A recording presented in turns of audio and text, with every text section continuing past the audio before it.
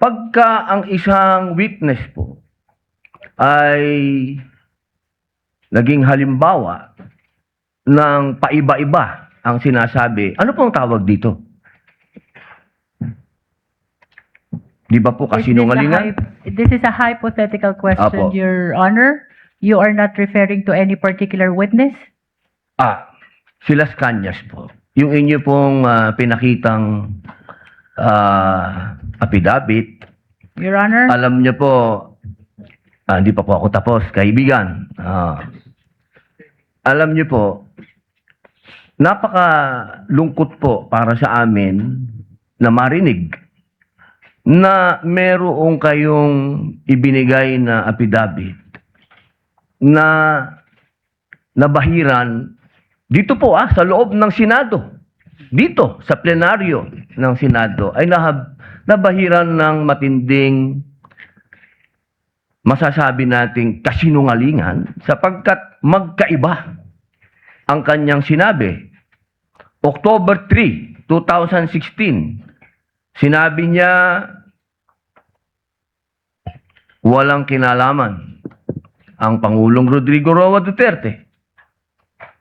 February 20, March 6, na iba na ang istorya. Ang tanong ko po, ano ang tawag sa taong paiba-iba ang sinasabi?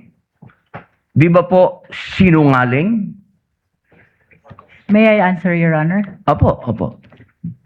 Kagaya po ng aking binigyang linaw kanina, at paulit-ulit na rin pong sinabi ng ating presiding officer. Pakisagot na lang po kasi yun lang po ang tanong. Tama po ba o mali na tawaging sinungaling ang taong iba-iba ang sinasabi? I'm sorry, Your Honor, but I need to qualify my answer. Mr. Presiding Officer, isang simpleng tanong lang po. The lead prosecutor may agree or disagree or state a different characterization. I can state a different characterization if I'm asked by the good Senator Judge. You may disagree or agree with the Your statement Honor. of the Honorable Senator Judge Padilla. Feel free to say no or yes, Counsel. Kagalang-galang ng mga senator judges at sa atin pong mga nanonood na kababayan. Dahil binanggit po ng kagalang-galang na Senador Robin Padilla ang pangalan at ang affidavit ni Arturo Las Cañas, nais ko pong linawin ang kanina ko pong manifestasyon. Ito po ay ipresenta sa impeachment court bilang bahagi ng Presiding testimonya Officer, ng witness. hindi pa din po sinasagot ang Lead prosecutor, the response, it's not responsive to the question of Senator Judge Padilla. Allow me to, if the good Senator Judge will allow the presiding officer, pwede ba nating sabihin, lead prosecutor, na ang testigong pabago-bago ang kanyang testimonya sa magkakaibang petsa o araw o panahon ay isang testigong hindi maaasahan? Without particular reference to Arturo Las Sa Cañas, pangkalahatan, I agree with you, Honorable Presiding Officer. Yan. Posible nagsisinungaling siya sa isa, nagsasabi ng totoo sa isa, o nagsisinungaling sa isa, nagsasabi ng totoo sa isa, hindi na natin malalaman yun. Tama po ba yan? Without particular reference to Arturo Las Cañas, I agree with you, Honorable Presiding Officer. Thank you. Maraming salamat po, aming ginoong You may proceed, tagapamahalang Senator hukom. Judge Padilla. Opo. Kasi po, katulad po ng sinabi ng aming Senator Judge, 10,000 hours, Pampilo Lacson, napakaliwanag po ng sinabi niya. At kami din po dito, ako po mismo ay gumawa din ng panukala na dapat yung mga nagsisinungaling dito, yung mga paiba-iba ng testimony na nagiging aming mga witness, ay dagdagan dapat ang sintensya ng perjury. Kailangan amendahan ang batas na yan. Ngayon, bilang pakiusap po sa inyo, sa prosecution, pwede po ba na sana ay maiwasan natin ang pagbibigay ng witness na may kasong perjury? Hindi na po ito si Las Cañas. Ang sinasabi ko po ay yung dalawang mahal nating witness, si Attorney Jeremy Lotok at si NBI Agent Talilong, na sa mga oras na ito ay may kasong hinaharap na perjury. Pwede po bang iwasan natin na may mga ganito tayong witness para ang nasasakdal po kasi dito ay ibinoto ng 32 million na tao. Sana po, aming mga mahal na kaibigan sa prosecution, ay isipin nating mabuti bago po tayo magbigay ng mga witness na may perjury na kaso o nagkaroon po kami ng dahilan na gumawa ng amenda na itong perjury ay amendahan. Pwede po ba yon? Your Honor, with all due respect, I would like to take exception to the question and manifestation of the Honorable Senator Judge Robin Padilla. First of all, we were able to verify already that there are no cases pending against the prosecution witnesses. In addition, Your Honor, and only to respond to the concern of the Honorable Senator Judge Padilla, ang conviction po ay hindi ground for disqualification unless it is final and unless it is punishable by more than 1 year and that the crime constitutes moral turpitude. Alam niyo po, napakaganda po ng inyong sagot. Sana hindi one-sided ang ating persecution. Ano? Kasi, alam niyo, pag kayo ang pagpabor sa inyo, alam niyo, bawal po ang ginagawa. Kindly maintain Presiding order officer, within the bawal po court. ang ginagawa nitong nasa harap natin, nagkukomento. Kindly maintain order in the court. The Sergeant at Arms, by authority of the Senate President, is directed to kindly maintain. Hindi po Order in the sila court. allowed mag-ingay. Korte po ito. Thank you. You may proceed, Senator Judge. Who was speaking? Ako po. You may proceed, Senator Judge. I was Padilla. interrupted. With due English. apologies. Apo. So, ibig niyo pong sabihin, yung mga senator judges dito ngayon na humaharap sa kaso, na hindi po pinapayagan ng ombudsman at hindi pa rin sila guilty, ano pong ibig niyo sabihin? Your Honor, with all due respect, ang question niyo po kanina ay kaugnay ng pagtistigo. Testigo nga, Referring to judges the nga yung witnesses sinasabi of the eh. prosecution, Your Honor. Ang usapan po ay yung guilty or not guilty. Okay? So, tatanong na po ako ng bago. Opo. Pwede po ba? May I be clarified, Your Honor, on your last question about the senator you said are facing cases? Lead counsel, I think that was more Alam of niyo a- po, malinaw na po yung sinabi ko and wala po kayong karapatan magtanong Hindi, sa Senator Judge. diliwanagin ko nga po. I think Senator Judge Padilla was making a manifestation and not posing a question to the lead prosecutor in relation to our two colleagues.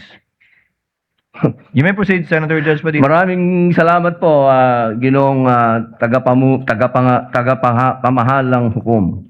Pwede na po ba tayong mag-advance ng katanungan? Yes, Your Honor. Apo. Yung pong sinasabi ninyo, bakit nyo po nababanggit ang ICC dito? Ano po ang kinalaman ng ICC dito sa ating pagdinig? With all due respect, Honorable Senator Judge Robin Padilla, kagaya po ng nabanggit ko na, at marahil panglima ng banggit ng presiding officer, nabanggit po ang ICC, kaugnay ng affidavit ni Las Cañas, na ipirinisinta po ng prosecution bilang bahagi lamang ng testimonya ng witness at bilang bahagi ng naging investigasyon ng Special Task Force ng NBI. Maraming salamat po. Senator Judge Padilla will please wind up. You can Opo. avail of a second round if you wish. Opo. Maraming salamat po. So, ibig pong sabihin, malinaw, na kanina sinabi natin What na is the hindi pressure siya... of With the permission of Senator Judge and indulgence of Senator Judge Padilla, what is the pleasure of Senator Judge Rafi Tulfo? Walang mic. Kay Senator Padilla. Bakit pag sa kabila pinapayagan sila 5-10 minutes? Bakit pag sa amin, sa majority, kinakat agad ni remind pagdating ng 2 minutes? I think nakakalata na kami. So dapat pag sinabing 2 minutes, 2 minutes. Pag sa amin sa majority, pag 2 minutes, pinipindot nito. 2-3 beses.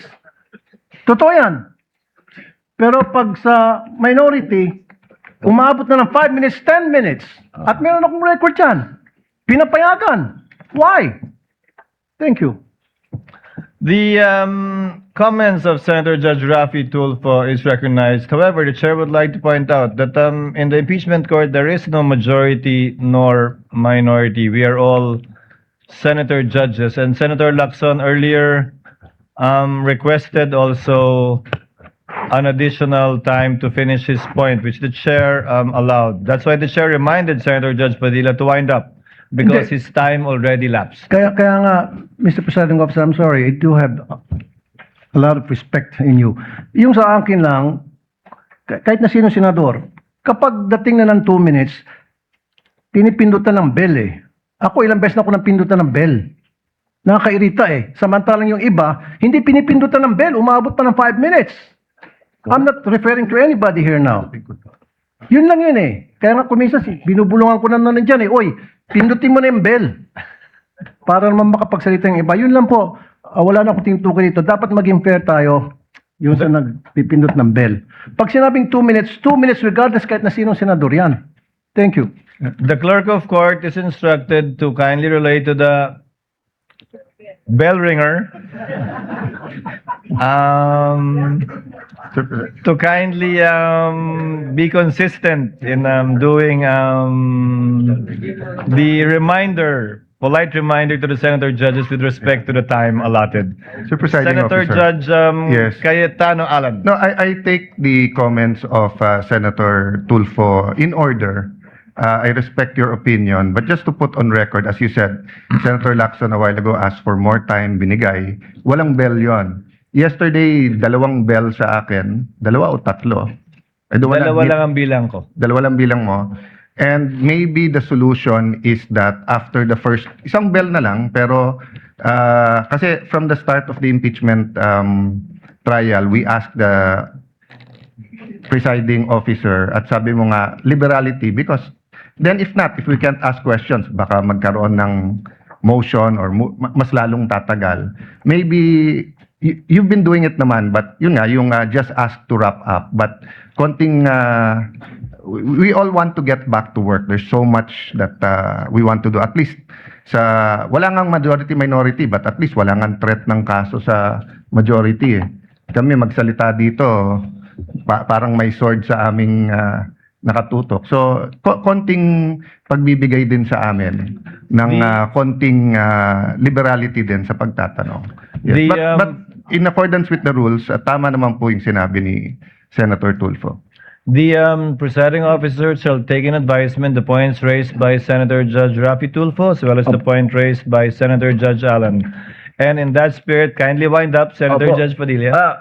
Ginoong tagapamahalang hukom, nais ko lamang pong sagutin ang ating kaibigan na si Senator Rafi Tulfo. Sandali lang po. Kaibigan, mas mahaba kasi yung sagot ng ating prosecution. Ako po ay nagtatanong lamang ng oo ba o hindi. Opo. Pasensya na po. Opo. Kindly wind up, Senator Judge Padilla, but you're gonna Opo. bail of the Maraming second round salamat if there's po. one. Tatalon na po ako. Dito na po ako sa aking kaibigan. Maraming salamat po, kaibigan. Opo. Sa akin pong kaibigan, kay Attorney Matibag, mahal na saksi. Mabilis lang po ito. Ako po ay napunta sa PDP Laban dahil po sa inyo. Tama po. Opo. Kayo po ang kumimbinsi sa akin. Tama po. Campaign manager nyo pa po. Opo. At masasabi po natin na isa kayo sa nagpa-number 1 po sa akin. Tama po. Sa lugar po namin, number 1 po kayo. Opo. Attorney Matibag, sumama po ako sa inyo dahil alam ko na isa po kayo sa arkitekto ng pagkapanalo ni President Rodrigo Roa Duterte. Tama po ba? Hindi po. Sapagkat noong 2016, ako po ay campaign manager ng Region 4A ni Secretary Mar Rojas po. Ayun. So, hindi po kayo connected nung panahon na yon kay Pangulong Rodrigo Roa Duterte? Hindi po. Opo. Kung kayo po ay nagtatrabaho sa mga iba't ibang politiko, kayo po ba ay matatawag na political analyst o political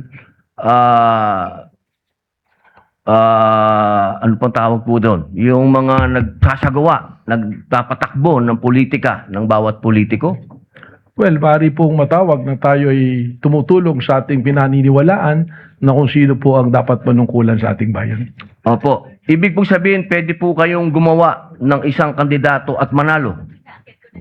Makatulong lang po. Sapagkat ang paniwala ko po, hindi naman po isang tao, lalo na ako, ang magpapanalo ng isang kandidato. Opo. So ngayon po, masasabi po natin na pwede po kayong magtrabaho bilang isang political operator? Ano po bang konteksto ng political operator? Ang ibig ko po sabihin, ako po ay nasasama sa isang political party noon, so tumutulong po tayong maipanalo ang isang kandidato ng political party. Opo. Maipanalo lang po. O ano po ba ang trabaho ng political operator sa Pilipinas? Pwedeng gumawa? Pwede din sumira?